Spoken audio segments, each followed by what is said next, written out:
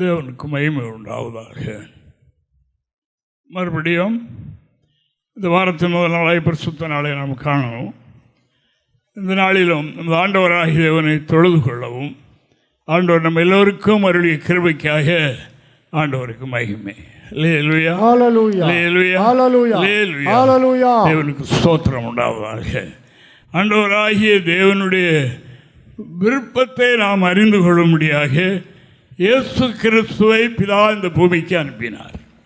தேவனுக்கு மகிமை உண்டாவதாக. பிதாவாகிய தேவன் சொல்லுகின்றார், பிதா என்ன விரும்புகிறார் என்றால், அவரை தொழுது கொள்கிறவர்கள் ஆவியோடும் உண்மையோடும் தொழுது கொள்ள வேண்டும் என்று யார் விரும்புகிறார்? பிதா விரும்புகிறார். பிதாவினுடைய விருப்பத்தை அறிந்தவர் இயேசு. அவர் மூலமாகத்தான் பிதாவின் சுத்தத்தை அறிகின்றோம். அவர்தான் இந்த ஒரு காரியம் மட்டுமல்ல, அநேக காரியங்கள் பிதா இதை விரும்புகின்றார், இப்படி விரும்புகிறார், இப்படி விரும்புகின்றார் என்று சொல்லித் தருவது இயேசு கிறிஸ்து என்று நாம் காணுகின்றோம். இன்று நான் தியானிக்க போகிற காரியம், அடிக்கடி தியானிக்கிற காரியம்தான். இது அநேகருக்கு இன்று பிரயோஜனமாக இருக்கிறது என்று இன்று நான் தேவனால் போதிக்கப்பட்டேன். தேவனுக்கு ஸ்தோத்திரம். மறுபடியும் உங்களுக்கு சொல்லுகிறேன் என்று நிருபத்தில் அப்போஸ்தலன் எழுதுகிறார். முன்பு சொன்னதை மறுபடியும் திரும்பவும் சொல்லுகிறேன், திரும்ப நினைப்பூட்டுகிறேன், சொல்லுகிறேன், சந்தோஷமாயிருங்க என்று சொல்லுகின்றார். அது கொஞ்ச நாளில் அப்படி மங்கிரல்ல, அது திரும்ப சொல்லு, திரும்ப அதை உற்சாகப்படுத்தி எழுப்பி விடுறது. அதாவது தேவனுடைய மனிதர்களுடைய வேலை. அதே போல இப்பொழுது நம்மில் கர்த்தர் என்ன இந்த ஆண்டிலே எதிர்பார்த்திருக்கிறார், அது நம்மில் உண்டாயிருக்கிறதா என்று நாம் சற்று தியானிக்கணும். தேவனுக்கு மகிமை. ஆண்டவராகிய தேவன் இங்கே ஒரு வார்த்தை சொல்கின்றார், ரொம்ப ஆச்சரியமாக இருக்குது. வாசிப்போம் தொடர்ந்து. லூக்கா சுவிசேஷம் 13ஆம் அதிகாரம் 6 முதல் 9 வரைக்கும் உள்ள வசனங்களை எடுத்தவர்கள் நாம் வாசிப்போம். அப்பொழுது அவர் ஒரு உவமையும் சொன்னார். ஒருவன் தன் திராட்சை தோட்டத்தில் ஒரு அத்தி மரத்தை நட்டிருந்தான். அவன் வந்து அதிலே கனியை தேடின போது ஒன்றும் காணவில்லை. அப்பொழுது அவன் தோட்டக்காரனை நோக்கி, இதோ 3 வருஷமா இந்த அத்தி மரத்திலே கனியை தேடி வருகிறேன். எத்தனை வருஷம்? 3 வருஷம். 3 வருஷம் இந்த அத்தி மரத்தை இந்த தோட்டத்தில் நட்டு எத்தனை வருஷம் ஆச்சு? 3. உடனே அவர் அநீதி உள்ளவர் அல்ல, நீதி உள்ள தேவர். அதற்கு எல்லாத்துக்கும் ஒரு வேலை உண்டு. அதாவது விவசாயம் பண்ணினால் ஒவ்வொன்றிற்கும் ஒரு டைம் உண்டு, மாத கணக்கு உண்டு, வருட கணக்கு உண்டு, எல்லாம் உண்டு. அதே போல் இந்த அத்தி மரத்தை நட்டுவிட்டு அந்த காலம், பருவகாலம், அதற்கு டைம் ஆயிற்று. என்னுடைய கனி கொடுக்கக்கூடிய வேலை, கனி கொடுக்கக்கூடிய வேலை தேடி போனார். ஒன்று ஆகலை. 3 வருஷமாக இந்த அத்தி மரத்திலே கனியை நான் எதிர்பார்க்கிறேன், தேடி வருகிறேன் என்றார் என்பது வாசகம். ஒன்றையும் காணவில்லை. இதை வெட்டி போடு, இது நிலத்தையும் ஏன் கெடுக்கிறது என்றார். வீணாக ஏன் நிலத்தில் அது கெடுத்துக்கின்றது? நிலத்தில் உள்ள உரத்தையும் சாப்பிட்டு கொண்டு மற்ற மரத்துக்கு கிடைக்கிற அந்த ஆகாரத்தை இதுவே பண்ணிக்கொண்டு இது சும்மா நிற்கிறது. அதனால் மற்ற மரத்துக்கும் பற்றாக்குறை ஆனபடினால இது ஏன் நிலத்தை கெடுக்க வேண்டும், வெட்டி போடு. அதற்கு அவன், ஐயா, இந்த வருஷமும் இருக்கட்டும், இந்த ஒரு வருஷம் இருக்கட்டும், இதை நான் சுற்றி கொத்தி எரி போடுவேன். கனி கொடுத்தால் சரி, கொடாவிட்டால் இனிமேல் இதை வெட்டி போடலாம் என்று சொன்னான் என்றார். தேவனுக்கு மகிமை. நான் சொன்ன அந்த சம்பவம் மேலே இருந்து நீங்கள் படித்தீங்கன்னா தெரியும். ஆனபடினால ஆண்டவர் காலகாலங்களில் கனி தேடி வருகின்றார். இந்த வருடம் இப்பொழுது கடைசி மாதம், கடைசி நாட்களை எட்டி கொண்டு இருக்கின்றோம். இந்த வருடம் முழுவதும் கர்த்தர் நம்மிலே என்ன எதிர்பார்த்திருப்பார், நம்மள எத்தனை வருஷம் எதிர்பார்க்கிறார் என்கிறதை கொஞ்சம் ஆழமாக சிந்திக்கணும். தேவனுக்கு மகிமை. இந்த அத்திமரத்தில் 3 வருடம் தேடி தேடி தேடி தேடி வருகிறார். என்னத்தை? கனியை. அவருடைய நோக்கம் அதுதானே. அந்த மரத்தில் நல்ல கொப்பும் குலையும் அடர்த்தியும் நல்ல செழிப்புமாக இருக்கிறதே அல்ல, அதுக்காக அவர் அதை நடவில்லை. அது மற்றபடி எல்லாம் நல்லா இருக்குது. என்ன இல்லை? என்ன இல்லை? கனி இல்லை. கனி இல்லை. அவருக்கு தோட்டக்காரருக்கு வேண்டியது கனி. அவர் இந்த தோட்டத்தில் கொண்டு வந்து இந்த அத்திமரத்தை நட்டது கனிக்காக, கனி பெற்றுக்கொள்ள வேண்டும் என்பதற்காக. தேவனுடைய திருச்சபை ஒரு தோட்டம். ஹல்லேலூயா. இது ஒரு தோட்டம், திராட்சை தோட்டம். இந்த திராட்சை தோட்டத்தில் கொடிகளாகி நம்மை நட்டிருக்கிறார். இதில் வேலைக்காரர்களை வைத்திருக்கிறார். அவர்கள் அவ்வப்போது களைகளை எடுத்து வெட்டி கொத்தி எரு போட்டு அதற்கு தண்ணீர் பாய்த்து கொண்டே இருக்கிறார்கள். ஆனால் இவர்கள் இதை செய்வார்கள். ஆனால் எஜமான் என்ன எதிர்பார்க்கிறார்? கனியை தேடுகின்றார். அன்பான தேவனுடைய பிள்ளைகளே, கொஞ்சம் கவனிப்போம். நம்மில இந்த கனி உண்டா என்பதை நாம் பார்க்கலாம். மத்தேயு 3 அதிகாரம் 7-8 வசனங்களை நாம் வாசிக்கலாம். பரிசேயரிலும் சதுசேயரிலும் அநேகர் தன்னிடத்தில் ஞானஸ்நானம் பெறும்படி வருகிறதை அவன் கண்டு விரியன் பாம்பு குட்டிகளே, வருங்கோபத்துக்கு தப்பித்துக் கொள்ள உங்களுக்கு வகை காட்டினவன் யார்? ஞானஸ்நானம் பரலோகத்திற்கு போக வேண்டும் என்ற நோக்கத்தோடு ஞானஸ்நானம் பெற வந்தவர்களே, கேளுங்கள். உங்களுடைய உள்ளத்திலே விரியன் பாம்பின் விஷம் இருக்கிறது. விரியன் பாம்பு குட்டிகள், விரியன் பாம்பு விஷம் உங்களுக்குள்ள இருக்கிறது. இந்த வரக்கூடிய கோபாக்கியனுக்கு உங்களுக்கு சொல்லிக் கொடுத்தது யார்? இப்படி இந்த விரியன் பாம்பு விஷத்தோடு ஞானஸ்நானம் பெறுங்கள் என்று யார் சொல்லி தந்தது? நல்லா கவனிக்கிறார். இந்த ஞானஸ்நானம் நிறைய நடக்கட்டும். நீரில் மூழ்குகிற ஞானஸ்நானம் நடக்கிறது. ஆனால் ஆண்டவர் எங்கே பார்க்கிறார்? இருதயத்தில் என்ன உண்டாகணுமா? தொடர்ந்து கூட வாசிங்க. மனம் திரும்புதலுக்கு ஏற்ற கனிகளை கொடுங்கள். என்ன செய்யணும்? என்ன கனி? மனம் திரும்புதலுக்கு ஏற்ற கனி தேடி வரும் காலம். 3 வருடமாக இந்த மரத்தில் கனியை தேடுகிறேன், ஒரு மாற்றம் இல்லையே, மனம் திரும்பவில்லையே, அந்த மனம் திரும்ப கனி இல்லையே. உள்ளத்தில் விரியன் பாம்பு விஷம் இருக்கிறது. வாயை திறந்துட்டா பிறரை தீண்டுகிற மாதிரி அந்த விரியனுடைய ஜோலியை தானே தீண்டிட்டு அந்த ஆள் செத்து போகும், ஆத்மா செத்து போகும். அப்படிப்பட்ட விஷம் உங்களுக்குள்ளே இருக்குது. உங்களுடைய வார்த்தை கேட்டு எத்தனை பேர் சோர்வடைந்தார்கள்? உங்களுடைய வார்த்தை கேட்டு எத்தனை பேர் பின்னடைந்தார்கள்? வார்த்தை கேட்டு எத்தனை பேருடைய வாழ்க்கையில் கலக்கம், சந்தேகம், அவிசுவாசம் எல்லாம் பார்க்குறோம் அல்லவா? நிறைய இருக்கு. ஆனபடினால இன்று நம்மிலே கனி எதிர்பார்க்கிறார். என்ன கனி? மனம் திரும்ப கனி. பழைய வாழ்க்கையில் உள்ள எல்லாவற்றையும் மாற்றிவிட்டு என்ன செய்யணும்? புதிய மனிதர்கள். அதுதான் கனி. அதுதான் தேடி தேடி வர்றாரு, ஏண்டும் தேடி வர்றாரு. ஆனால் அவர் கணக்கு வச்சிருக்கிறாரு. 1 வருஷம், சிலருக்கு 2 வருஷம், சிலருக்கு 3 வருஷம் ஆயிற்று. அப்படினால இது வீணாக இருக்கிறது. ஒரு பயனும் இல்லையே, ஒரு மாற்றமும் இல்லையே. விரியன் பாம்பு குட்டிகளே, வருங்கோபத்துகளை தப்பித்துகளை வகை காட்டினவன் யார்? ஞானஸ்தானம் பெற வந்திருக்கிறீர்களே, வருங்கோபத்துக்கு தப்பித்துக் கொள்ள பரலோகத்துக்கு போகணும் என்ற ஆசையோடு வந்திருக்கிறீங்க. ஆனால் என்ன இல்லை? மனம் திரும்பல் இல்லை. அந்த கனி கொடுக்கணும். தேவனுடைய பிள்ளைகளை ஞானஸ்நானம் பெற்றிருந்தாலும் நம்மில் இன்னும் அந்த பழைய தீண்டுகிற சர்ப்பத்தின் நாவு இருக்கிறதா என்கிறதை கண்டுபிடிக்க முடியாக இந்த வசனம் இன்று தரப்படுகிறது. பக்தன் என்ன சொன்னார்? இளைப்படைந்தவனுக்கு சமயத்துக்கு ஏற்ற வார்த்தை சொல்லும்படி தேவனாய்க்கத்தர் எனக்கு கல்விமானுடைய நாவை தந்தார். சமயத்துக்கு ஏற்ற வார்த்தையும் சொல்லணும். ஆனால் இந்த வருடத்தின் கடைசியில் வந்திருக்கிற நம்முடைய வாழ்க்கையில் இந்த வருடத்தின் ஆரம்பத்தில் இருந்த சுவாபங்கள் இருக்கிறதா என்று கர்த்தர் பார்க்கிறார். ஆனபடியினால் கர்த்தருடைய வார்த்தை என்ன சொன்னது? மனம் திரும்புதலுக்கு ஏற்ற கனி கொடுங்க.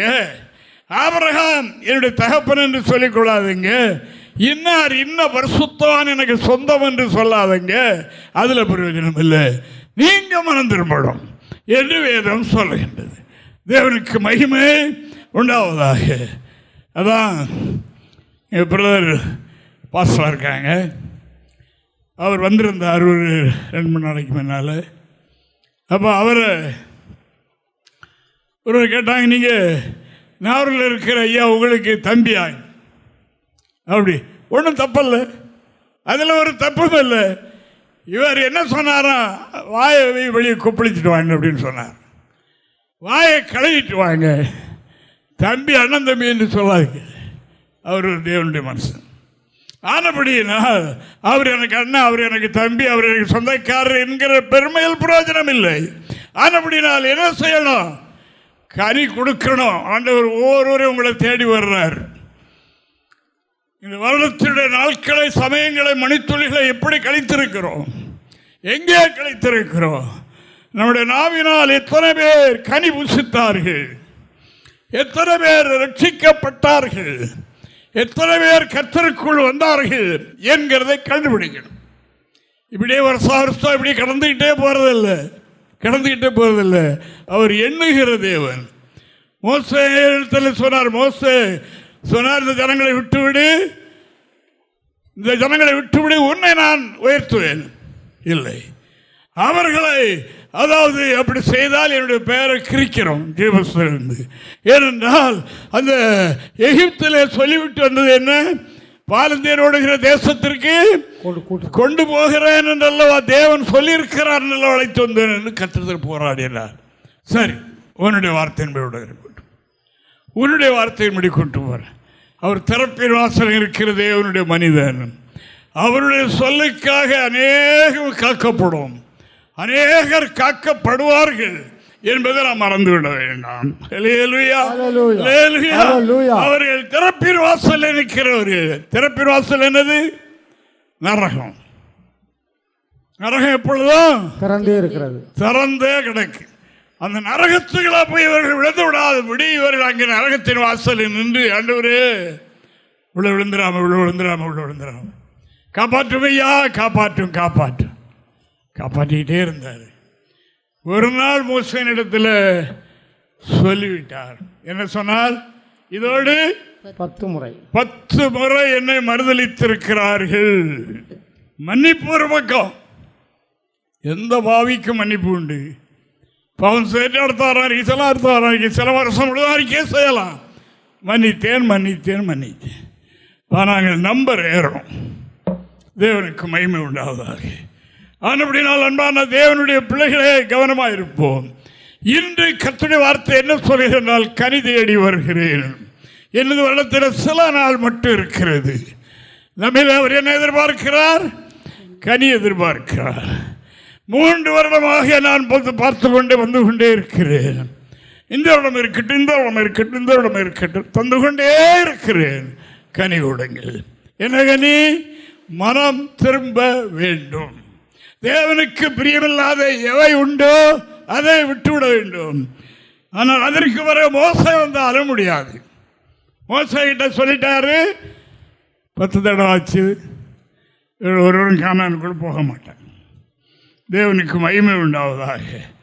ஆனபடியினால் அருமையான கர்த்தருடைய பிள்ளைகளே, நான் புதிய எருசலேம் மகன், புதிய எருசலேம் மகள், புதிய எருசலேமில் நான் ஒரு ஊழியக்காரன் என்று சொல்லுவதல்ல. என்னில் என்ன இருக்கணும்? கனி இருக்கணும். அதைத்தான் பார்க்கணும். மற்றவங்க அதைத்தான் பார்க்கணும். இவர்கள் மற்றவர்களை போல அல்ல என்று சொல்லும் கனி நம்மில் உண்டாக வேண்டும் என்று இறைவாக்கு சொல்கின்றது. கானான் தேசத்துக்கு எகிப்தை விட்டு, எகிப்தின் அடிமைத்தனத்திலிருந்து இஸ்ரவேல் ஜனங்களை விடுதலையாக்கி கானானுக்கு நேராக வழி நடத்தினார். வழியில் பல மேடு வளங்கள் வரும் பிரயாணங்கும் போது. அந்த ஆவிக்குரிய ஜீவித்தனை அப்படித்தான். பரலோகம் ஒன்று உண்டு என்ற ஆசையில் தான் நாம் அத்தனை பேரும் பாவரிக்கை செய்து பழைய வாழ்க்கையை தொடர்ந்து ஆடம்பரங்களை விட்டுவிட்டு எனத்தெல்லாம் விட்டுவிட்டு இந்த அனுபவத்தில் வந்திருக்கிறோம். எதுக்கு? பரலோகம் இருக்கிறது என்ற ஆசையில். அப்படியே இந்த பாலந்தேன் ஓடுகிற தேசம் என்று தான் அறிந்தார்கள். வழியில் உள்ள துன்பங்களை அறியவில்லை, வழியில் இருக்கிற கஷ்டங்களை தெரியவில்லை. அதில் சோர்ந்து அடிக்கடி நாம் பழைய எகிப்துக்கு போயிடுவோம். அங்கே அடிமைகளாக இருந்தாலும் பானையை சுற்றி உட்கார்ந்து நல்லா சாப்பிட்டோம், இறைச்சி சாப்பிட்டோம், கொம்பரிக்காய் சாப்பிட்டோம், வெள்ளரிக்காய் சாப்பிட்டோம், என்னெல்லாமோ சாப்பிட்டோமே. இங்கே வெறும் மன்னா, தினமும் மன்னா. அந்த மன்னா தேனிட்ட படிகாரத்தை விட சுவையான மன்னா என்று சொல்லி இருக்கிறது. அது பரலோகத்தில் உள்ள தூதர்கள் சாப்பிடுகிற ஆகாரம், அப்பம் என்று சொல்லி இருக்கிறது. என்ற போதிலும் இந்த வெள்ளரிக்காய் வெள்ளப்பூண்டு இறைச்சி இதெல்லாம் சாப்பிட்டாங்க பாருங்க, அவருக்கு அந்த பழைய ஞாபகம் போகவே இல்லை. இல்லையா? இஸ்ரவேல் ஜனங்கள் கானான் அடையாமல் போன ஒரே காரணம் என்ன? எகிப்தை தான் விட்டாங்க, எகிப்தினுடைய இச்சையை விடவில்லை, மறுக்கவில்லை. இதை நாம் தெரிய வேண்டும். ஆனபடியினால் அப்படி ஆச்சு. அப்படி அவர்களுக்குள்ள அது காணான் எங்கே, இப்படி நான் இவ்வளோ காலம் நடந்தாச்சு, ஒன்றையும் காணலை எங்கே கிடைக்க போகுதுன்னு ஒரு குழப்பம். அப்போ ஒரு ஐடியா போட்டாங்க. அதாவது நான் ஒன்று செய்வோம், காணானுக்கிட்ட வந்தாச்சுன்னு சொன்னாலும் கேட்க மாட்டாங்க. தண்ணித்தாக வந்துட்டாங்க, உடனே மோசை எழுதி கல் எடுத்துருவாங்க. மோசை எடுத்தால் முதல்ல போவாங்க, நீதானே கூட்டிகிட்டு வந்த அப்படின்ட்டு, நீதான் அந்த வழியங்களை காட்டணும் அப்படின்ட்டு. நாங்கள் அப்படி இருந்தால் கூட நல்ல உலகத்தில் எல்லாத்தையும் அனுபவிச்சுக்கிட்டு இருந்தோம். இப்படியெல்லாம் பண்ண நீதானே சொல்ல. நல்லா நன்மண்டாயிட்டுனா அவரை குதித்து கிடந்த ஆடி பாடி போடுவாங்க. இது மனித இயல்பு. அப்படி இருக்கும்போது ஒன்று செய்தார்கள், கோத்திரத்துக்கு ஒரு ஆளை தெரிந்து கொண்டு அவர்களை 12 பேரை அனுப்போம். 12 பேரை அனுப்பி கானானை சுற்றி பார்த்துட்டு வந்து சொல்லட்டும் கானான் எப்படிப்பட்டது என்று. அப்படியே 12 பேரும் சுற்றி பார்த்தாங்க. அதில் 10 பேர் மாம்சத்துக்குரியவர்கள். அவர்களுக்கு மாம்ச கண்ணனால தான் பார்த்தாங்க. அவங்களோட ஜனங்களெல்லாம் பெரிய பெரிய முரட்டு ஆட்கள், ஏனாக்கியர்கள் மாதிரி பெரிய பெரிய ஆட்களாக இருந்தாங்க. எல்லா சூழலை பார்த்துட்டு வந்துட்டாங்க. 2 பேர் ஆவிக்குரிய பார்வையுடையவர்களாக இருந்தார்கள். இன்றைக்கும் சபைக்குள் அப்படி இருக்கும். சிலர் ஊக்குவிப்பாங்க, சோர்ந்துராதுங்க வந்துட்டு காணானிட்டு நம்முடைய வாழ்க்கை இன்னும் கொஞ்ச நாள் தான் நிச்சயமாக அனுபவிக்க போகிறோம் தேவனோடு என்று சொல்லும் சாட்சியம் உண்டு. சிலர் என்னமோ ஊழியக்காரர் சொல்கிறாரு, என்னமோ சொல்கிறாங்க, நாமளும் கேட்டுக்கிட்டு இருக்கிறோம், என்னத்தை கேட்டோம் சொல்கிறவர்களும் உண்டு, இருப்பாங்க, கண்டிப்பாக இருப்பாங்க. அப்படி இருந்தாங்க. அப்படியே இந்த 10 பேரும் ஜனங்களை குழப்பி அடிச்சு போக முடியாது. ஏனாக்கியர்கள் போன்ற பலத்த ராட்சசர்கள் இருக்கிறாங்க, நம்மளாம் உயிரோட பிடிச்சி விழுங்கிடுவாங்க. இதெல்லாம் போய் நம்பக்கூடாது. இதெல்லாம் பின்னடைய ஆரம்பித்தார். இந்த யோசுவாவும் காலேபும் என்ன பண்ணாங்க, சொன்னா இந்த மக்கள் நம்ப மாட்டாங்க என்று அங்கிருந்து கனிகளை கொண்டு வந்தார்கள். கானானுடைய சிறப்பை கொண்டு போய் காட்டணும், அதுதான் அவருடைய நோக்கம். அப்போ ஒரு திராட்சை கொலையை ஒரு ஆள் சுமக்க முடியாது, 2 பேர் சேர்ந்து காவிட்டு கொடுத்துக்கிட்டு வந்தாங்க. அவ்வளோ பெரிய செழிப்பான தேசம் கானான் தேசம் கொண்டு வந்து காட்டினார்கள். அவர்கள் என்ன சொல்லுகிறார் பாருங்க, என்னாகமம் 13ஆம் அதிகாரம் 27வது வாக்கியத்தை வாசிப்போம். அவர்கள் மோசேயை நோக்கி, எங்களை அனுப்பின தேசத்துக்கு நாங்கள் போய் வந்தோம், அது பாலும் தேனும் ஓடுகிற தேசம்தான், இது அதனுடைய கனி. நாங்கள் சொல்லுகிறதை மட்டும் நீங்கள் நம்ப வேண்டியதில்லை. இது அந்த கானானில் உள்ள கனி. அவ்வளோ ரசமாக இருப்பட ரசம். ஒரு கொலையை 2 பேர் சுமந்து வந்தார்கள். அவ்வளவு பெரிய சிறப்பான தேசம். ஒரு தடவை பெல்ஜியம் போகும்போது ஒரு கிட்ட போக ஒரு காடு, செழிப்பான காடை கண்டோம். அந்த காட்டில் நிறைய பால் மாடுகள் மேய்ச்சல், அவ்வளவு மேய்ச்சல், செழுமையான இடம், அவ்வளவும் பால் மாடு. அதான் சொன்னாங்க, இந்த மாடுகள் இடத்துல படுத்து கிடந்துன்னா தன்னால் பால் சுரந்து ஓடும். அவ்வளோ செழிப்பு, பால் கறக்க வேண்டியதில்லை, பால் தன்னாலே அதுகள் படுத்து கிடந்தனா ஓடும்.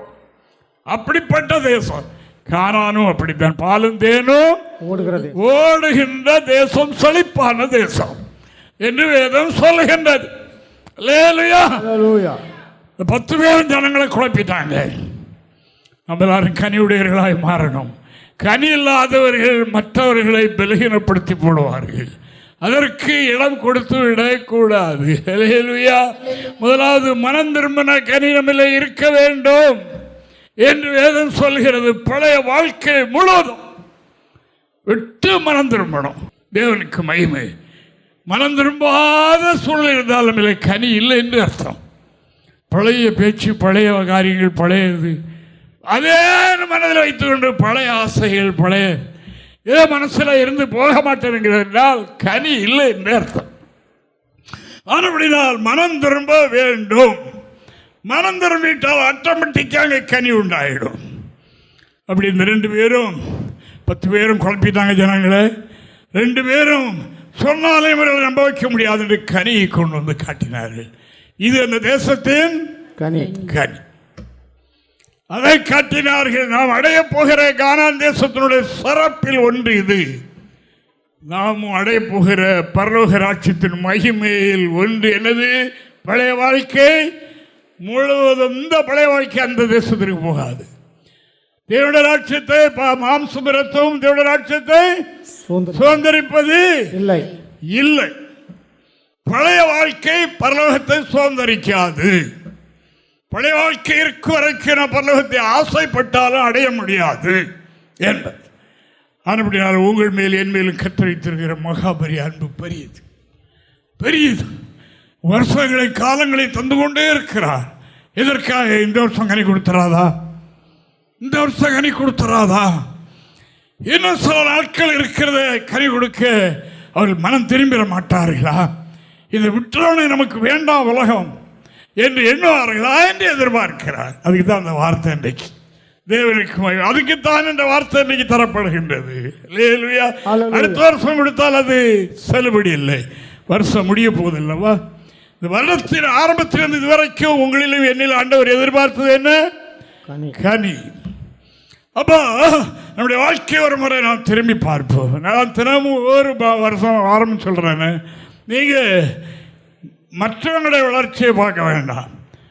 உங்களுக்குள்ளே உங்கள் மனதை செலுத்தி ஒவ்வொரு நாளும் 6 மாதம் 3 மாதம் 4 மாதம் திருவிருந்து நடத்துகிறாங்களா? அப்படி கிடையாது. நமக்கு வாரந்தோறும் ஏன் திருவிருந்து வச்சிருக்கு? நமக்கு ஆரம்பத்தில் சொன்ன ஆலோசனை நமக்கு வாய்ப்பு இருந்தால் தினமும் திருவிருந்து நடத்தலாம். இயேசு கிறிஸ்துவின் பாடுகளை தினமும் நினைவு கூறலாம். நல்லது. வாரத்துக்கு ஒரு முறை, இப்போ வாரத்துக்கு ஒரு முறை, முன்னால் வாரத்துக்கு 2 ஆராதனை வச்சுருந்தோம். நாங்கள் சேர ஊழியத்தில் பகலில் மகிழ்ச்சி எங்களுடைய சொந்த ஊரிலும், சாயங்காலம் ஈவினிங் வள்ளியூர் 2 நினைவு கூறுதல், 2 திருவிருந்து ஆராதனை நடத்தும் ஒரே வாரத்தில். அப்போ தேவனுடைய பிள்ளைகளை இந்த நாளில் நாம் செய்ய வேண்டிய காரியம் என்ன? தினமும் தினமும் தினமும் நமக்குள்ளே மனதை செலுத்தி நான் எப்படி இருக்கிறேன்? இந்த வருடத்தில் இவ்வளோ நாளை கழித்து வந்து விட்டேனே, இன்னும் பழைய வாழ்க்கை, மனம் திரும்பாத வாழ்க்கை என்னில் ஏதாவது இருக்கிறதா என்கிறதை கண்டிப்பாக கண்டுபிடிக்கணும். வைத்துக்கொண்டே இருக்கக்கூடாது. ஒருவேளை நமக்கு தெரியாமல் பிறருக்கு தெரிந்து நமக்கு சொல்லலாம், ஏற்றுக்கொள்ளணும். தேவனுக்கு மகிமை.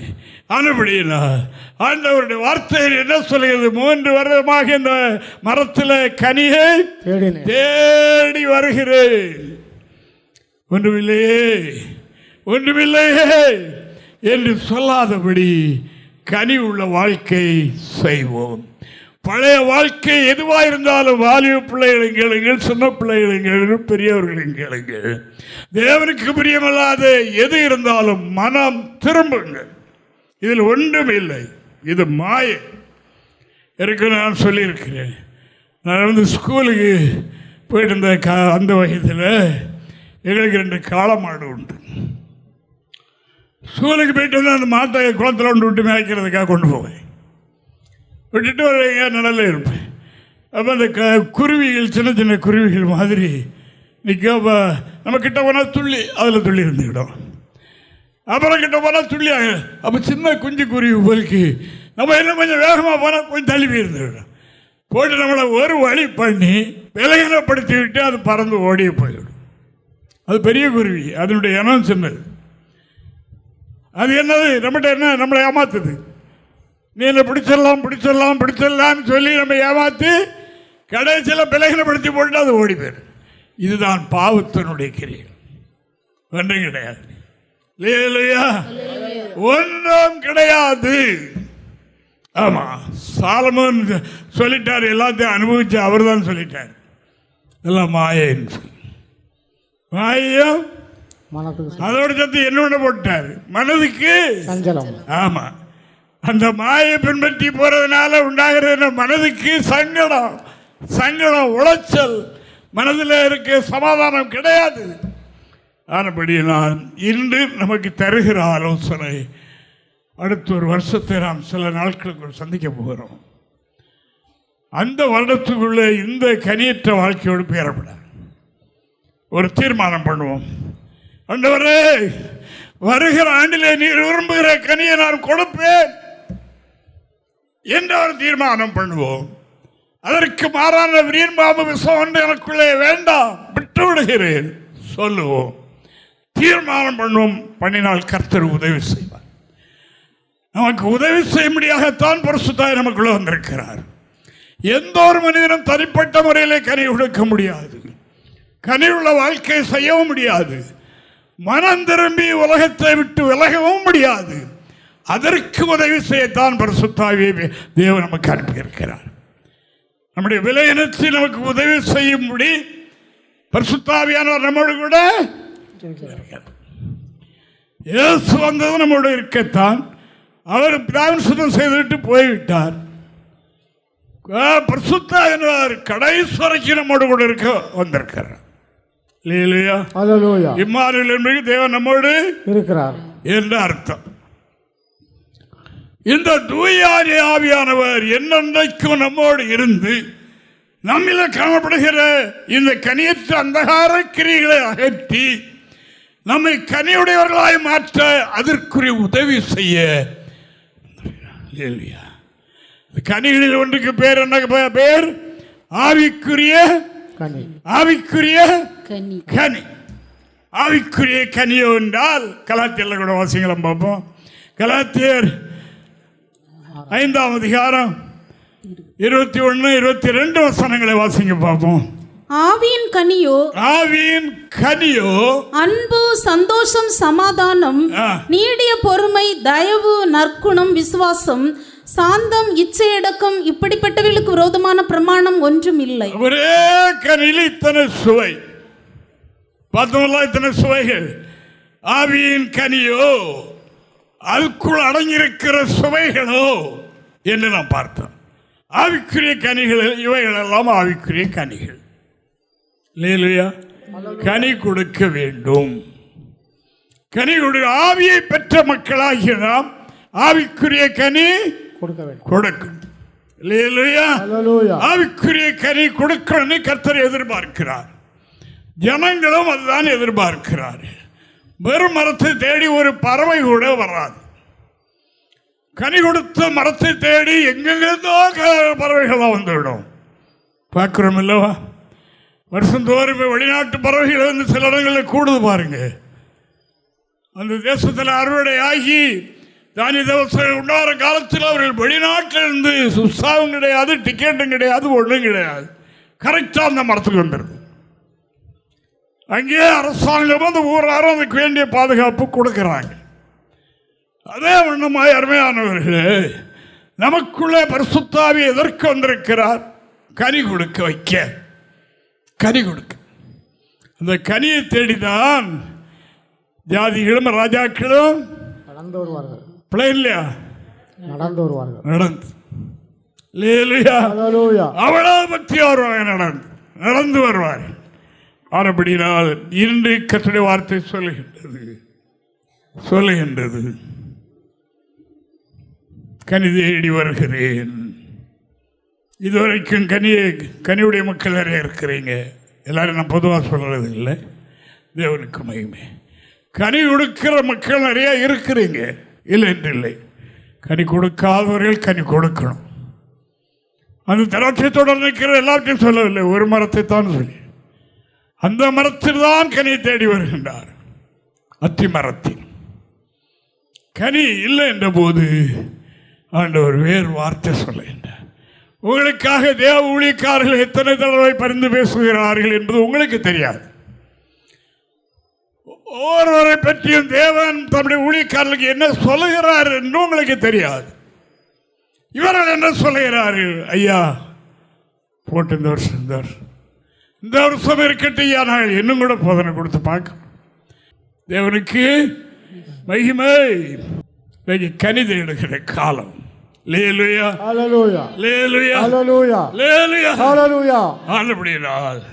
முழங்காலில் கிடந்து இருதயத்திலே இறைவனிடத்தில் வார்த்தை வாங்கி ஒருவன் சொல்லும் போது கேட்கிற அவருடைய இருதயத்தில் அது பிரவேசித்து அங்கே உணர்வை, பாவ உணர்வை, குற்ற உணர்வை உண்டாக்கும். அங்கே எழுப்புதல் ஏற்படும். அல்லேலூயா. அங்கே எழுப்புதல், நெருப்பு பற்றி எரியும். அல்லேலூயா. அல்லேலூயா. ஆமென். ஆமென். அல்லேலூயா. ஆமென். அல்லேலூயா. ஆமென். அல்லேலூயா. தேவனுக்கு மகிமை உண்டாவதாக. அன்பான தேவனுடைய பிள்ளைகளே, இன்று நான் சுருக்கமாக இருக்கிற காரியம், கனி தேடி வருகிறேன்.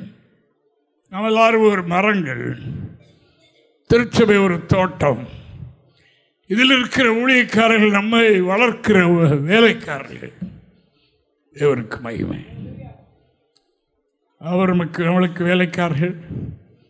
நமக்கு எந்த மரத்துக்கு, ஒரு மரத்துக்கு வியாதி வந்துச்சுன்னா உரம் வைக்க, வியாதி வந்துச்சுன்னா ஜெபம் பண்ண வைக்க, வாசிக்க, அவர்களுக்காக பாடுபட வேலைக்காரர்கள். ஆனால் இதெல்லாம் தேவனுடைய நியமனம், தேவனுடைய ஏற்பாடு அப்படி இருக்குது. ஆனால் இதை நட்ட எஜமான் என்ன எதிர்பார்க்கிறார் என்றால் இதைத்தான். அந்த மரங்களை பற்றி எங்கே சொல்வார் என்றால் வேலைக்காரனிடத்தில் தான் சொல்வார். இத்தனை வருஷமாக இந்த மரத்தை வளர்க்கிறியே, ஒரு கனியும் இல்லையே, அதில் ஒரு மாற்றமும் இல்லையே, மனம் திரும்பலையே, பழைய வாழ்க்கை தானே இருக்கிறது. சந்தர்ப்பம் வந்தால், வாய் திறந்தால் பழைய ஆள் சொல்கிறோம் அல்லவா. ஏதாவது ஒரு காரியம் வந்துட்டுனா, நான் யார் தெரியுமா, பழைய ஆளாக இருந்தால் என்ன நடந்திருக்கும் தெரியுமா சொல்கிறேன்ல. பழைய ஆளாக தான் இருக்கு, அந்த ஆள் தான் குரல் கொடுக்குது. ஆனாலும் பிரமாணங்களுக்கு கட்டுப்பட்டு செயல்பட முடியாமல் அடக்கி நிற்கிறது. ஆனால் யார் தெரியுமா என்றது அழியாமல் இருக்கிறபடியினால் அது அப்படி சொல்கிறது. ஆனபடினால் இன்று தேவசம் வந்திருக்கிறாருமே ஆனவர்களே, நம்மிடத்தில் இன்னும் மனம் திரும்ப வேண்டிய காரியங்கள் என்ன என்கிறதை கண்டுபிடிப்போம். முதல்ல குடும்ப வாழ்க்கையிலிருந்து ஆரம்பிப்போம். நான் வேலை பார்க்கிற தொழிற்சாலையிலிருந்து ஆரம்பிப்போம். நாம் படிக்கிற ஸ்கூல் காலேஜுகளிலிருந்து ஆரம்பிப்போம். நமக்கு மேலே உள்ளவர்களிடத்திலிருந்து ஆரம்பிப்போம். பொதுவாக சபையிலிருந்து நாம் தொடங்குவோம். இவர்கள் சொல்கிற வார்த்தை தேவ வாக்கு, எவ்வளவு பெரிய நஷ்டம் ஏற்பட்டாலும் கை கொள்ளுவேன் என்ற மனநிலையை நாம் பெறும். அதை கர்த்தர் எதிர்பார்க்கிறார். அப்படி அருமையானவர்களே, அத்திமரம் நட்டு 3 வருஷம் ஆயிடுச்சு. கனியை தேடி தேடி ஒரு வருஷமும் வருகிறேன். இந்த வருஷமும் உங்களில் என்னிலோ ஆண்டவர் கனியை தேடி வருகிற ஆண்டாக இருந்திருக்கலாம். இன்னும் சில ஆண்டு, இன்னும் சில நாட்கள், 20 நாளா அவ்வளோதான் இருக்கு, அவ்வளோதான் இருக்கு. அதற்குள்ளாக நாம் இன்று கேட்கிற வார்த்தைகள் நல்ல பூமியிலே நிலத்தில் விழுந்த விதையை போல முளைக்கட்டும், பலன் கொடுக்கட்டும். ஒரு தீர்மானம் செய்யும். கர்த்தாவே, இவரை கேட்ட வார்த்தைகள், படித்த வேத வாக்கியங்கள், அறிந்த சத்தியங்கள் இப்படி நான் நடக்கிறேன், விட வேண்டியதை விட்டுருவேன், மனம் திரும்பிடுறேன், வரக்கூடிய ஆண்டில் கனி கொடுக்கிறேன் என்று சொல்லும்படியாக இன்றே ஒரு தீர்மானம் செய்வோம். அல்லேலூயா. இன்றே ஒரு தீர்மானம் செய்வோம். அருமையானவர்களே, இது உண்மையான காரியம். ஆனபடினால் நாம் என்ன செய்யணும்? கனி கொடுக்க வேண்டும் என்று ஆண்டவருடைய வார்த்தை நம்மை பார்த்து சொல்ல. ஆவியின் கனியோ என்று வாஸ்தவம் அல்லவா? ஆவியின் கனிகளோ என்றில்லாமல் ஆவியின் கனி ஒன்று, அதில் இருக்கிற சுவை எத்தனை? 9. ஆவியின் கனி ஒன்று, சுவை 9. அது கசப்புள்ள சுவையும் கொடுத்துடக்கூடாது, நல்ல கனி கொடுக்கும். நல்ல கனி கொடுக்காத மரம் எல்லாம் என்று எழுதியிருக்கிறது. அப்படி அன்பான தேவனுடைய பிள்ளைகளே, நம்முடைய வாழ்க்கையில் கனி கொடுத்திருக்கிறோமா? நம்மள அல்லது சில கனிகள் கொஞ்சம் வந்திருக்கிறதா? அது என்ன கனி வந்திருக்கிறது? அல்லேலூயா. கொலோசியர் 1ஆம் அதிகாரம் 10-11 வசனங்களை வாசிப்போம், வாசிக்கலாம். சகலவித நற்கிரியலுமாகிய கனிகளை தந்து தேவனை அறிகிற அறிவில் சகல விதமான நற்கிரிகளை தந்து வாசிக்க. தேவனை அறிகிற அறிவினால் விருத்தி அடைந்து கர்த்தருக்கு பிரியமுண்டாக அவருக்கு பாத்திரராய் நடந்து கொள்ளவும் சந்தோஷத்தோடு கூடிய எல்லா பொறுமையும் நீடிய சாந்தமும் உண்டாவதற்கு மகிமையான உடைய வல்லமையின்படி எல்லா வல்லமையாலும் பலப்படுத்தப்படவும் உங்களுக்காக வேண்டல் செய்கிறோம். தேவனுக்கு மகிமை. தேவனுடைய மனிதர்கள் யாருக்கு எதுக்காக வேண்டல் செய்கிறார்கள்? ஆண்டவர், எங்களுடைய சபை மக்கள் நற்கிரியாகிய கனியை கொடுக்கணும். எங்களுடைய சபை மக்கள் நீர் தந்திருக்கிற ஆத்துமாக்கள், உங்களுடைய சமூகத்தில் நீர் நட்டிருக்கிற திராட்சை செடிகளை போன்றவர்கள், அது நல்ல கிரியைகளாகிய நல்ல குணமாகிய கனிகளை தரணும். அதற்கு மாறாதவர்களை அகற்றும் என்று உங்களுக்காக நான் வேண்டுதல் செய்கிறேன் என்று அவர் சொல்கிறார். கேளுங்க, கேளுங்க அன்பான தேவனுடைய பிள்ளைகள், நல்ல குணங்கள் நல்ல கிரியைகளாகிய கனி, அதற்கு மாறான கிரியைகள் கடவுளுக்கு பிரியமில்லை என்று எது தெரிகிறதோ அதை அகற்றிவிட வேண்டும். கடவுளுடைய பிள்ளைகள் என்றால் அவர்கள் தான். கவனியுங்கள், கவனியுங்கள் அருமையான கர்த்தருடைய பிள்ளைகளை. இந்த நாளில் என்ன சொல்லணும்? சும்மா அல்லையா தோத்திரம் சொல்ற அது இல்லை நான் சொல்றது. நற்கிரியை, நல்ல கிரியை இருக்கணும். சும்மா இந்த ஆடுற துடலாம் நான் அதிகமாக இது பண்ணுறது இல்லை. அது இருக்கு, அது உண்டு, அதெல்லாம் நடக்கும். இன்று என்ன பரலோக ராஜ்யத்தினுடைய இன்பம் என்றால் என்ன என்று இன்று நான் கொஞ்ச நேரம் அனுபவித்துட்டு தான் வர்றேன். தேவனுக்கு மகிமை. அந்த பரலோக ராஜ்யத்தினுடைய இன்பம் சந்தோஷம் என்னை தூக்குகிறதாக இருந்தது. தேவனுக்கு மகிமை உண்டாவதாக. அருமையான தேவனுடைய பிள்ளைகளை, அது எல்லாம் இரண்டாவது. முதலாவது நம்முடைய கிரியை, அதான் கனி. நற்கிரியாகிய கனியை தந்து என்று வேதம் சொல்லுகின்றது. ஆனபடியால் அருமையான கர்த்தருடைய பிள்ளைகள், நம்முடைய சபை பிள்ளைகள் எல்லாரும் இந்த கனியை கொடுங்க. மனம் திரும்புதல் கேட்ட கனி, நற்கிரியாகிய கனி, கனி ஆவிக்குரிய கனிகள். ஆமா, இதெல்லாம் கொடுக்கணும். பரிசுத்தாவி நமக்குள்ளே இருக்கிறது உண்மை. நான் பெற்றிருப்பது அந்த தூய ஆவியைத்தான். அதை மக்கள் எப்படி காணணும்? கனிகள் மூலம் தான் காணும். கனிகள் மூலம்தான் கண்டு இதை ஏற்றுக்கொண்ட கனி எனக்கும் வேண்டும், என்னுடைய பிள்ளைகளுக்கும் வேண்டும், என்னுடைய வீட்டுக்கு வேண்டும் என்று சொல்லணும். ஒரு ஜெபருடைய பக்கத்தில் ஒரு பைப் இருந்தது. அங்கே குறிக்கப்பட்ட நேரம் தண்ணி எடுப்பாங்க. அப்போ இந்த ஊழியக்காரிகளை முன்னக்கூட்டியே போய் குடங்கள்லாம் போட்டுருவோம். அப்போ நிறையா குடத்தை போட்டுருவாங்க. இப்போ தண்ணி கொஞ்ச நேரம் தான் வரும். அப்போ வர்ற மக்கள் எல்லாம் ஒதுக்கி வச்சுட்டு ஆளுக்கு ஒரு குடம் பிடிச்சிட்டு வந்த உடனே சண்டை சண்டை சண்டைன்னா இந்த முதல்ல குடம் போட்டாங்களே அவங்க தான். ஊர்க்காரங்களாம் சொல்லிட்டாங்க, ஐயா நீங்கள் பகலில் ஊழிட்டு போயிடுறீங்க, பகலில் நீங்கள் வெளியே போயிடுறீங்க, இங்கே பகலில் இந்த பைப்படியில் நடக்கிற பிரச்சனை நீங்கள் ஒரு நாளைக்கு இருந்து பாருங்க ஐயா அப்படின்னு சொல்ல. அவர் மேலே அவர்களுக்கு நல்ல எண்ணம், நல்ல எண்ணம். அப்போது சரி, நீ ஒரு நாள் அவர் சபையில் வெளியிட்டு இன்றைக்கு நான் வெளியே போகிறேன் சொல்லிவிட்டு உள்ளே இருந்துக்கிட்டார். தேவனுக்கு மகிமை. உள்ளே இருந்துக்கிட்டார். தண்ணி நேரம் வந்து 9 மணியா நல்லியில் தண்ணி விட்டாங்க. அங்கே கொஞ்ச நேரம் ஆச்சு, அடி நடக்கு. என்ன குடத்தடி தான், ஒரு குடத்துக்கு கூட அடி. இவர் டேப் ரெக்கார்டு ரெடியாக வச்சுக்கிட்டார். ரெடியாக வச்சுக்கிட்டு ஆன் பண்ணி விட்டுட்டார். அங்கே அடிக்க மிருதங்க அடி சத்தங்கள் மாதிரி கேட்கு. எல்லாம் கேட்டு எல்லாம் முடிஞ்சிட்டு இவர் பேசாமல் அப்படின்ட்டு இருந்துக்கிட்டார். அடுத்தால ஞாயிற்றுக்கிழமை இவனை முதல்ல சாட்சி கொடுப்பாங்க. ரொம்ப இதாக இருப்பாங்க, ரொம்ப இதாக இருப்பாங்க. அவர் சொல்லிட்டார், இன்றைக்கு பிரசங்கம் கிடையாது, இன்றைக்கு 2 பிரசங்கம் நம்ம மத்தியில் உண்டு, அதை நான் உங்களுக்கு போட்டு காட்டுவேன், அதுக்கு பிறகு நீங்களே தீர்மானிச்சுக்கிடுங்க என்று அவர் சொல்லிவிட்டார். இப்போ எல்லோரும் உங்களுக்கெல்லாம் ஆயத்தமாக நம்ம பாஸ்டர் எங்கேயோ போயிட்டு ஏதோ பிரசங்கம்லாம் பிடிச்சிட்டு வந்திருக்காரு இருக்கு அப்படி. அது முதல்ல இந்த மிருதங்க சத்தம் மாதிரி சடான்னு சத்தங்கிட்டு பாட்டு ஆரம்பிக்கிறாங்க பிறகு கேட்டாங்க. ஒரே மிருதங்க அடி, அடுத்தால வேறு பாசைகளும் வருது. கவனிங்க, எல்லாருக்கும் நான் சொல்லுவேன், இது வந்து பொதுவாக சொல்கிறேன், வேறு பாசைகளும் வந்தது. அப்போ போட்ட உடனே பொம்பளைகள்லாம் எனக்கு சிலர் வெளியே ஓடிட்டாங்க. இந்த அம்மா மாதிரி காதை போட்டு பொத்தி பார்த்தாங்க, அது அடிக்குது, சும்மா இவங்க அடிச்சாடி தானே அங்கே கேட்குது. சொல்லிவிட்டு கண்ணீர் விட்டார். இவ்வளவு நாளுக்கு நான் போட்ட சத்தத்துக்குரிய பலன் இதுதானா? வெளியே உள்ள சாட்சி இதுதானா? இதுதான் கனியா? இதுதான் கனி உள்ள ஜீவியமா என்று சொன்னார். நான் படுகிற பிரசங்கம் இல்லை, நான் சொல்கிற சாட்சி இல்லை. நற்கிரியாகி கனி கொடுக்கணும்.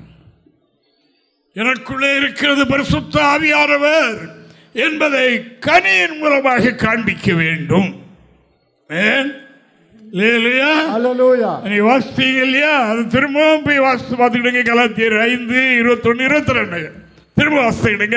அந்த ஒரே கனியில 9 வகையான சுவை அடங்கி இருக்கிறது. அது ஆவிக்குரிய கனியினுடைய அம்சம் என்று நாம் காணுகின்றோம். இது இன்று நமது மத்தியிலே ஆண்டவர் தேடி வருகின்றார். இன்று இதை கர்த்தர் எதிர்பார்க்கின்றார். ஈகை செய்ய வேண்டும். நற்கிரியை, எல்லாவற்றிலும் நற்கிரியை, துர்க்கிரியை செய்யக்கூடாது. யாக்கோபு சொன்னார், சகோதரரே, ஒரே ஊற்றுகளில் இருந்து ஓர்ப்பான தண்ணி தித்திப்பான தண்ணி வருமா? வராது. அப்படி என்றால் உள்ளே ஒரு நதி ஓடுகிறது அல்லவா, பரிசுத்த ஆவியாகிய நதி. அங்கே இருந்து வேற தண்ணி வருது. எப்படி சரியா என்று சுட்டி காட்டுகின்றார். அருமையான கர்த்தருடைய பிள்ளைகளே, நமக்குள் இருக்கிற பரிசுத்த ஆவியானவரை கனியின் மூலமாய் காண்பிப்போம்.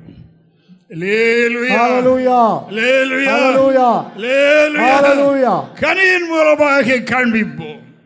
ஆண்டவர் இதை எதிர்பார்க்கிறார். தேவனுடைய பிள்ளைகளே, நாம் பழகிற இடங்களில் புரட்டும் விரதம் ஒன்று வேண்டாம். நாவும் சுத்தமாயிருக்கட்டும். என்னுடைய சோதரன் சொன்னார், உங்க தம்பியானவர்கள் இருக்கிறதுன்னு கேட்டதுக்கு முதல்ல வாயை குப்பளிச்சுட்டு வாங்க அப்படின்னு சொன்னேன்னு சொன்னார். இந்த பேச்செல்லாம் இங்கே பேசக்கூடாது. அவர் தேவனுடைய மனுஷன், நான் ஒரு பாஸ்டர் தான். ஆனபடியெல்லாம் அருமையான கர்த்தருடைய பிள்ளைகளை, நற்கிரியை, மனம் திரும்புதல். தீர்க்கதரிசன புஸ்தகத்தில் அப்போ தீர்க்கதரிசனம் எழுதும் போது, அதாவது எல்லா கிரியைகளிலும் மனம் திரும்பணும். எல்லாவற்றிலும், ஒரு காரியத்தில் அல்ல, எல்லாவற்றிலும் மனம் திரும்பணும். வீட்டிலையும் மனம் திரும்பணும். நமக்கு ஒரு விசுவாசி உண்டு. நான் கல்யாண வீட்டில் அதை எப்பவும் சொல்லுவேன்.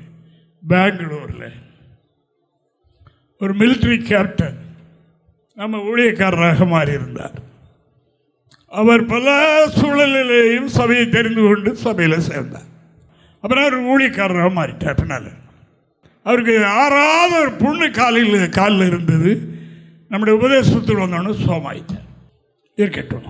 அப்போ அவரை தேடி போனா அந்த அம்மா என்ன சொல்லுவாங்க, என்னுடைய எஜமான் வெளியே போயிருக்கார், என்னுடைய தலைவர் வெளியே போயிருக்கார், கொஞ்சம் இருங்க வருவார். இல்லை சொல்லுங்க, நான் அப்படி சொல்கிறேன். என்ன சொல்கிறார்? எஜமான் தலைவர்.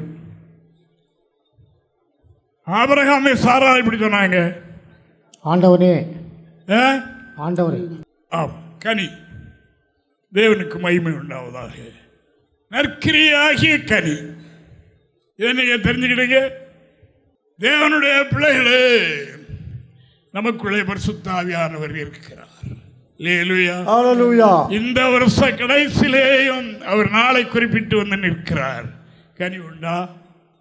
கனி உண்டா? மனம் திரும்ப தீர்மானம் உண்டா? விட்டுவிட தீர்மானம் உண்டா? கடவுளுக்கு பிரியமில்லாத காரியங்களை விட்டுவிட தீர்மானம் உண்டா என்று எதிர்பார்க்கிறார். ஊழியக்காரர்கள் வேண்டிக் கொள்கிறார்கள் அல்லவா, ஆண்டவரே இருக்கட்டும், யார ஜெபம் பண்றேன், அதுக்காக பிரயாசப்பட சொல்றையா, சரியா பழச்சிட்டு போ. ஆண்டவராய் தேவனுக்கு மகிமை.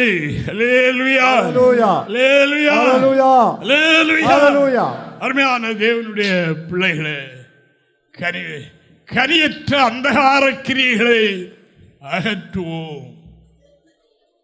கனியற்ற ஜீவி என்னது? அந்தகார கிரியை. அந்தகார கிரியைகளை அகற்றுவோம். நான் பேப்பர் ஒன்று படிக்கிறது இல்லை. நான் சாப்பிட போகும்போதெல்லாம் என்னுடைய அந்த டீ பாயில் ஒரு பேப்பரை கொண்டு வரிப்பாங்க நம்ம ஊழியக்காரங்க. அதில் அதுக்கு மேலே தான் பாத்திரங்களை கொண்டு வைப்பாங்க. அப்போ அதில் 2 எழுத்துக்களை படிப்பேன். அந்த பேப்பரை நான் படிக்கும்போது அதில் என்ன எழுதியிருக்கிறது? பள்ளி மாணவர்கள் ஆசிரியரை கத்தியால் மிரட்டினார்கள், அதில் 3 பேர் அரெஸ்ட் ஆகி செயலில் அடைக்கப்பட்டிருக்கிறார்கள் என்று எழுதியிருக்கு. படிப்பானா? பட்டதாரி ஆவானா? எப்படி ஆவான்? எப்படிப்பா? அருமையான தேவனுடைய பிள்ளைகள், என்னுடைய வாழ்க்கையை கொஞ்சம் கூட சிந்திக்கிறதுக்கு தான் அதை நான் கொஞ்சம் பிச்சு பிச்சு போடுறேன். தேவனுக்கு மகிமை. ஆனபடியா எது தேவனுக்கு பிரியமில்லையோ விட்டு விடுங்க. நம்முடைய நாவினால் என்ன தீமை ஏற்படுகிறதோ அது வெறியன் பாம்பு விஷம், விட்டு விடும். அனந்தரம் நமக்கு செய்ய திராணி இருக்கும் போதும் செய்யவில்லையா? நற்கிரியை செய்வோம், நற்கிரியை செய்வோம். அல்லேலூயா, அல்லேலூயா. நற்கிரியாகிய கனியை தந்து அப்படி நீங்கள் தரும்படியாக நான் உங்களுக்கு ஜெபம் பண்ணுவேன். பவுல் சொன்னார், தேவனுக்கு எபேசு சபைக்கு சொன்னார், தேவனுக்கு மகிமை. ஆனபடினா நாம் என்ன செய்யணும்? நம்ம வாயில் எப்போதும் கனி இருந்துகிட்டே இருக்கணும். கனி அது என்ன கனி? என்ன கனி? எப்போது நம்முடைய நாவில் இருக்கணும். சொல்லுங்க பாப்பா. ஸ்தோத்திர பலி செலுத்துகிறது கனி. கனிதானா? கனியும் உண்டு, பலியும் உண்டு. அது கனி. அந்த கனியை அது அந்த வாக்கியத்தில் எப்படி எழுதி பாருங்க. எபிரேயர் நிருபகர்த்தா எழுதும் போது 13ஆம் அதிகாரம் 15வது வாக்கியத்தை நான் வாசிக்கும் போது அதுல எழுதிருக்கு பாருங்க, வாசிங்க. ஆகையால் அவருடைய நாமத்தை துதிக்கும் உதடுகளின் கனியாகிய ஸ்தோத்திர பலியை அவர் மூலமா எப்போதும் தேவனுக்கு செலுத்த கடவுள். அதுல ஒரு வார்த்தை போட்டிருக்கு பாருங்க. ஸ்தோத்திர பலி தான் எல்லாரும் செலுத்துவாங்க, எல்லாரும் செலுத்துவாங்க. சாத்தான்களை யோபை பற்றி ஆண்டவர்கிட்ட சொன்னான் இல்லையா? அவனையும் அவனுக்குரிய எல்லாவற்றையும் சுற்றிலும் வேலை அடைத்து காத்திருக்கிறீர். ஆனால் துதிக்கிறான். நீங்க அதை எடுத்து பார்ப்போம், தூசியான இல்லையா பார்ப்போம் சொன்னான் இல்லையா? அவருடைய நோக்கம் தேவனுடைய பிள்ளைகளுடைய நாவினால கர்த்தரை தூசிக்கணும். அப்ப ஆண்டவர் நம்மிடத்தில் கனி தேடுகிறார். அந்த கனி எப்பொழுது எப்பொழுதெல்லாம் இருக்குமா? எப்பொழுதும் எப்பொழுதும்.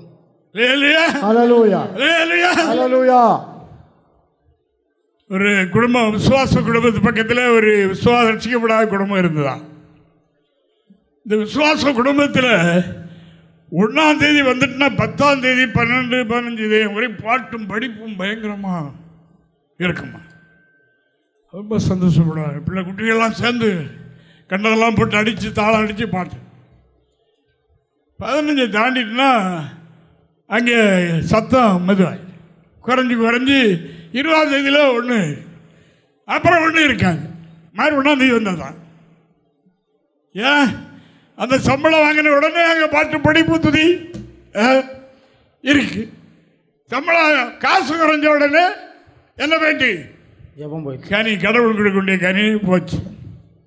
இது வேற என்னமோ வருது. இப்படி பண்ணிட்டாரு, அப்படி பண்ணிட்டாரு, அவரை தேடி வாழ்க்கையில் திறத்திறமாக மாறல, ஒன்றும் இல்லை, கஷ்டம் மாறல, ஒன்றும் இல்லை. இந்த இதுதான் ஏற்படுகிறதே ஒழிய. ஆனபடினால் இந்த உதடினால் கர்த்தரை துதிக்கிறது என்னது? கனி. கனி. இந்த கனியை நான் எப்போதும் செலுத்தணும். அதை ஆண்டவர் தேடி வர்றார். ஆண்டவர் நம்முடைய துன்ப நேரத்தில் வர்றார் பாருங்க. ஐயோ இதெல்லாம் தெரியுமா உங்களுக்கு? இதெல்லாம் விளங்குமே. குடும்ப சண்டாயிட்டுனா அன்றைக்கு குடும்ப ஜபத்திலே இருக்க மாட்டாங்க. உண்மைதானா? உண்மைதானா? உண்மைதான். அப்படிப்பட்டாங்க தலையாட்டிக்கிடுங்க. ஆமான்று தேவனுக்கு மகிமை உண்டாவதாக.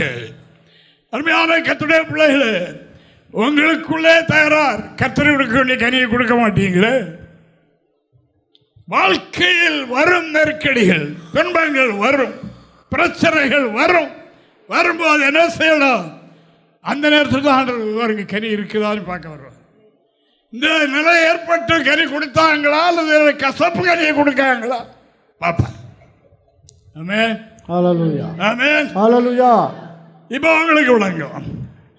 குடும்பத்திலேருந்தே ஆரம்பிச்சு அப்படியே சபைக்குள்ள வந்துருங்க. சபையில் எப்படி நடந்துக்கிட்டாங்கிறது உங்களுக்கு தெரியும். தேவனுக்கு மகிமை. ஆனபடினால் அருமையானவர்களே, ஆண்டவர் கனி தேடி வருகிறார். வீட்டு சண்டை வீட்டோடு இருக்கட்டும்.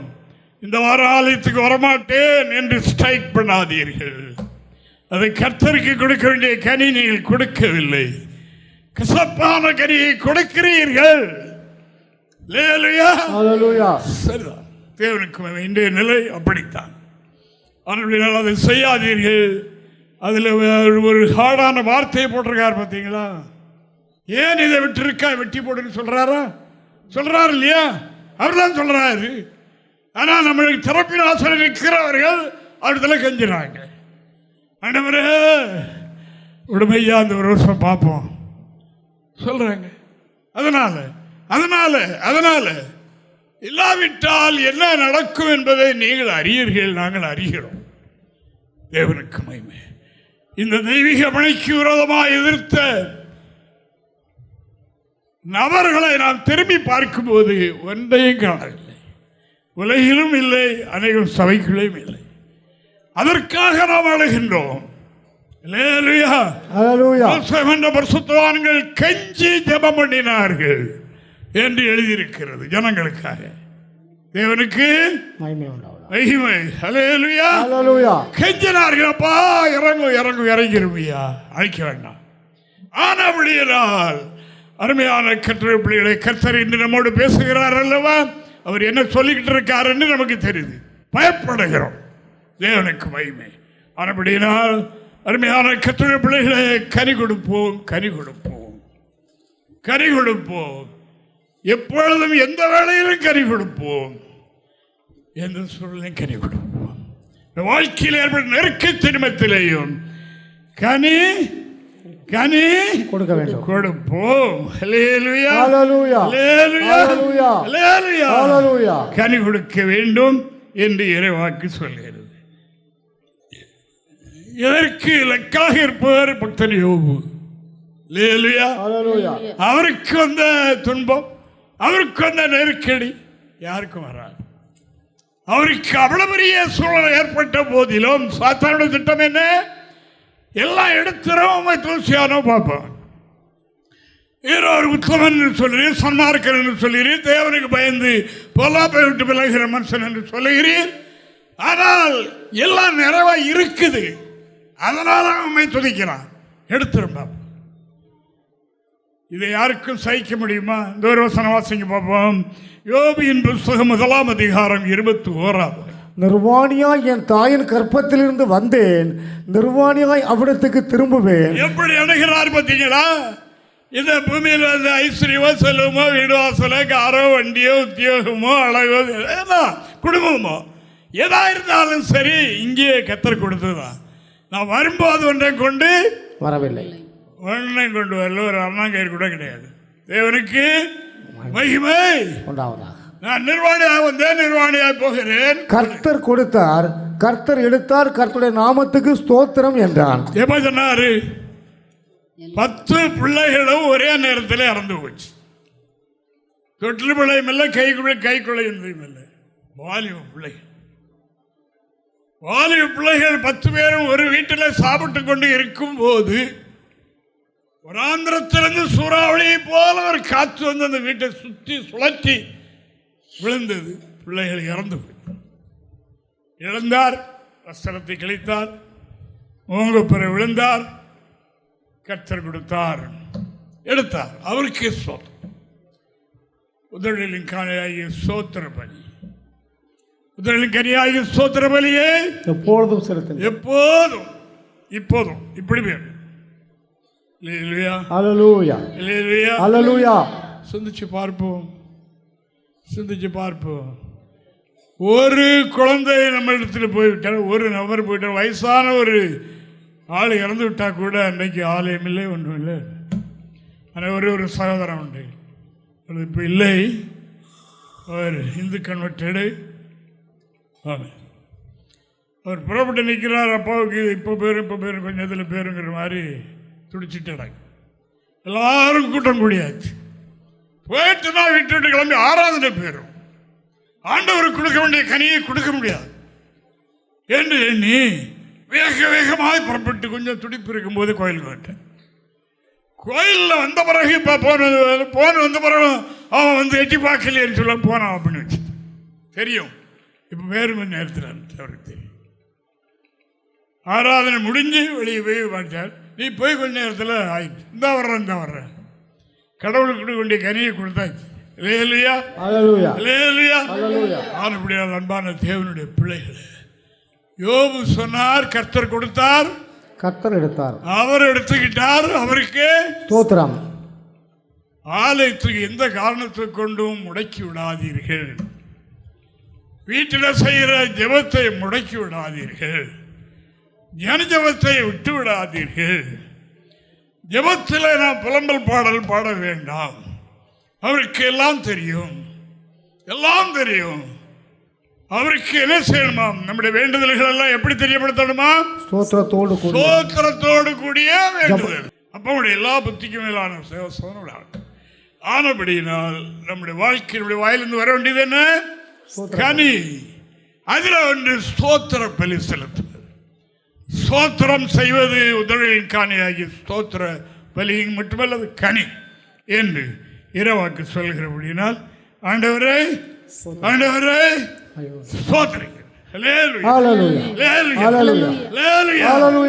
ஆனபடினால கனி கொடுக்கிற கொடியை சுத்தம் பண்ணுகின்றார். கனியை எப்படி அறியலாம் என்று 2 வசனம் மட்டும் சொல்லி நான் முடிக்க போகிறேன். தேவனுக்கு மகிமை உண்டாவதாக. கனி கொடுக்கிற கொடியை எப்படி அறிவது? எல்லாம் வேலை கொப்பும் குழையுமா இருக்குது, மரம் நல்லா அருமையா புதுசா இல்லை. கனி வந்த பிறகுதான் அது நல்ல மரமா கெட்ட மரமானு தெரியும்.